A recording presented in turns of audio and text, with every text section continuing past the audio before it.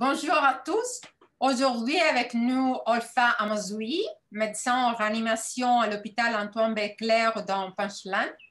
Elle est membre du groupe de femmes médecine en médecine intensive et réanimation. Je suis très honorée de pouvoir faire cette interview. Alors, ma première question est, pourquoi avez-vous décidé de travailler dans le domaine des soins intensifs?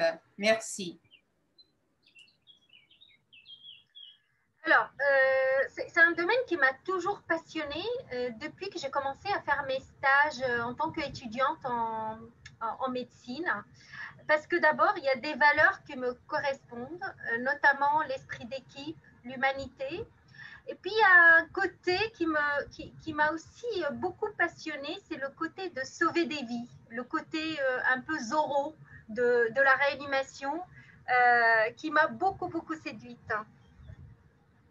Bon, merci. Et y a-t-il des défis à combiner être une femme et un médecin de première ligne en anesthésie et en médecine de soins intensifs? Alors en France, on est soit anesthésiste, soit réanimatrice. Alors, il y en a, mais moi, je fais partie, en tout cas, de la médecine intensive réanimation. C'est vrai que je ne fais pas d'anesthésie. Mais moi, je pense, à mon avis, hein, d'abord, quand on est une femme, il faut toujours faire ses preuves.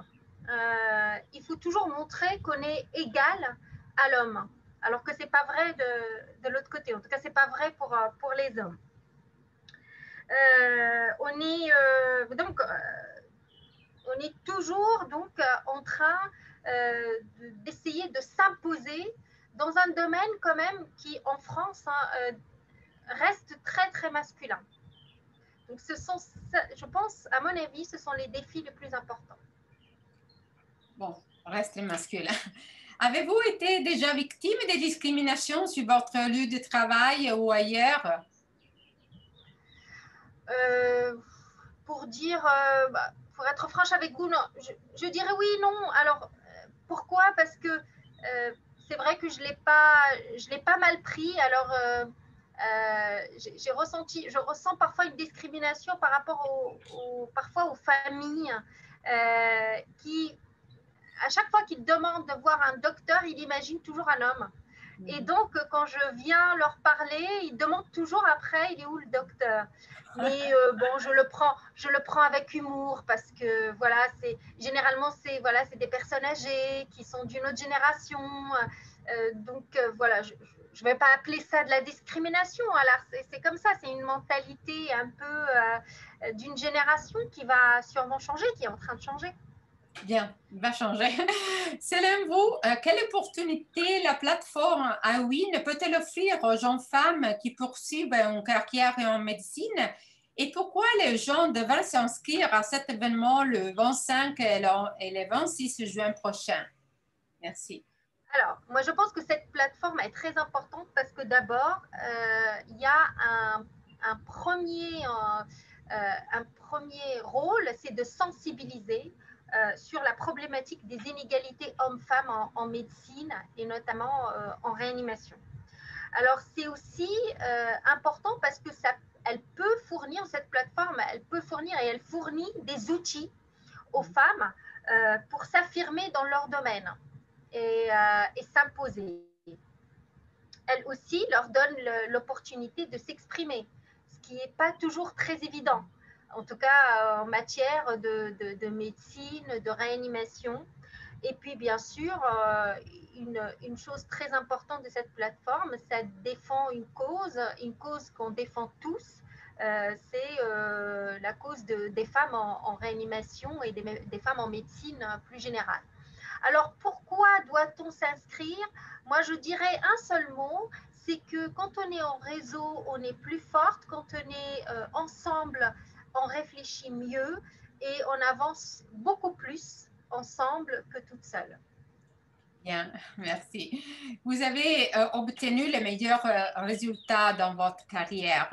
Souhaitez-vous donner des conseils à d'autres femmes afin d'obtenir le même résultat? Moi, je pense qu'il faut d'abord avoir confiance en soi. Ça, je pense que c'est aussi un des problèmes sur lesquels les femmes elles doivent beaucoup travailler. C'est pas évident parce que effectivement le climat, l'environnement ne donne pas cette opportunité. Mais je pense qu'il faut d'abord avoir confiance en soi. Il faut être fier d'être une femme et puis défendre ses idées avec conviction et bien sûr s'entourer des bonnes personnes. Tout ça, je pense que c'est important dans une vie d'une femme en général et puis dans une vie de réanimatrice et puis de chercheuse aussi. Merci. Y a-t-il quelque chose dont nous n'avons pas discuté et que vous pensez être utile de partager encore? Alors moi, je dirais, dans un mot comme ça à la fin, je dirais, j'espère qu'un jour, on n'aura plus à parler de tout ça. Parce que tout ça, ça aura été derrière nous.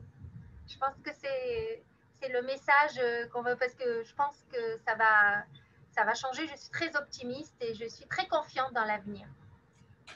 Olfa, est-ce que tu peux nous dire quelque chose des FEMIR et de la collaboration qu'il peut être entre FEMIR et IWIN, parce que vous faites des choses très importantes dans votre pays et tu es très importante dans l'évolution de la rôle de la femme dans la soins intensifs en France.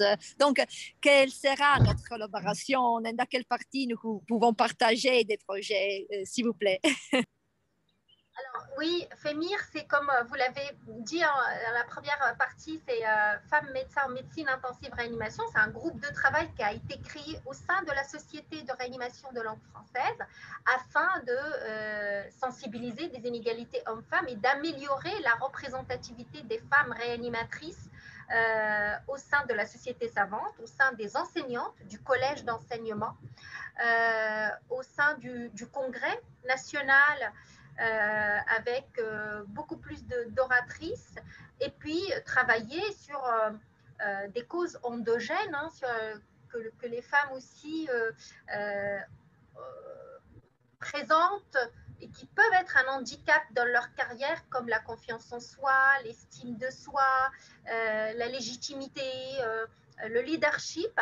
Et tout ça, par exemple, on a fait développer des journées de formation avec des coachings, avec des ateliers pour travailler avec les femmes réanimatrices au sein de notre société savante. Je pense que cette collaboration elle est très importante parce que moi, je crois au travail en réseau parce que je pense que plus on est nombreuses, plus on est entendable et on a un message qui est encore plus percutant au sein de notre société et même dans le milieu de la réanimation internationale, pas seulement en France, parce que je pense que c'est un problème plus global que la réanimation française. Et c'est pour ça que je pense que c'est une collaboration qui est très importante.